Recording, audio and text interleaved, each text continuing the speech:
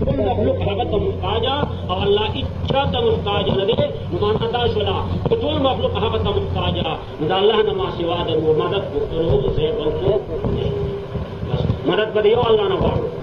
سوال به یو الله نه کوو اذا سألت فاسأل الله واذا استعنت فاستعن بالله څنګه رسول الله صلی الله علیه وسلم خپل یعنی حضرت عبد الله بن عباس دې خپل صحابي دې هغه ته وصیت کوي چې اے غلامه یا لکه اذا استعنت فاستعن بالله چې مدد وغوښته د الله نه غواړه او چې سوال کې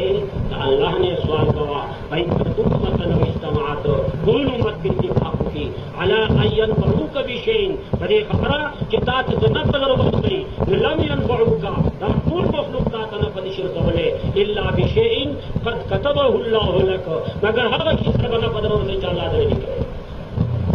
او بیا فرمایي لو ان الامه اجتمعت دا ټول امت او ټول انسان راځي شي على ان يضرك فدې خبره چې تا ته نقصان او ضرر رسوي لم يضرك دا ټول امت ته ضرر نشي رسولې الا بشيء اگر هغه شي چې تا ته ضرر رسوي قد كتبه الله عليك چې الله تعالی دا نقصان ورکړي دې وینا ټول مخلوق عاجز دي ټول مخلوق محتاج دي الله تعالی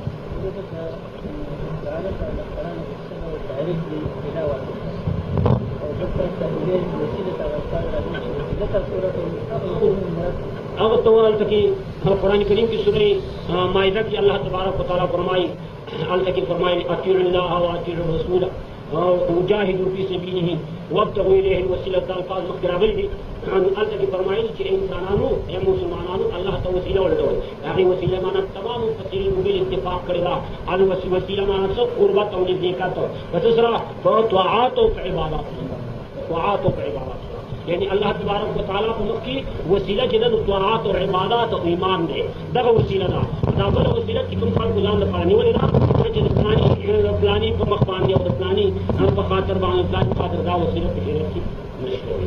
دا به کې ټول وضاحت مفسرین اتفاق سره ترجمه کړی دا چې توسل